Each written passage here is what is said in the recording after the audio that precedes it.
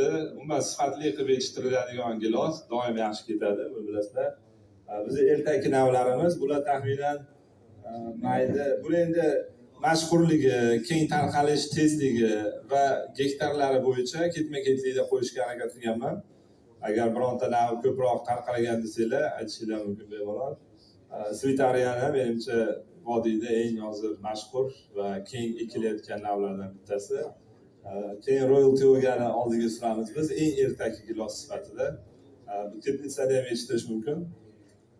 Nimba Sabrina bular endi sal kamroq yetishtiriladi, lekin kelajagi bor.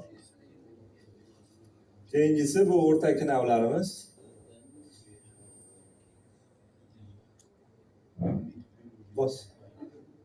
O'rtaki navlarimiz Giant Red mashhurlaridan Sweet Lawrence deb eshitgansizlar, Ariana bilan birga odatda ekishadi. Lawrence changlatadi.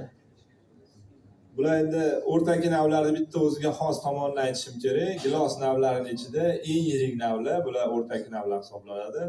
Sababi ertaklarni erta pishishi uchun seleksiya qilishgan, kech pisharlarni kech pishishi uchun seleksiya qilgan, lekin o'rta pisharlar hamma tomoni uchun ustunligi bo'lganligi uchun bular o'sha maksimum yiriklik uchun harakat qilinadi bu yerda.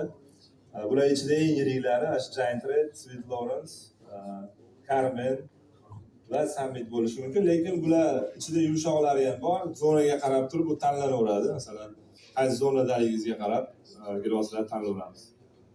Va kech pisharlar bu yerda ekilishi, tarqalishi bo'yicha Skina, Lapins, SPC bular hammasi hozir eksport ketyapti.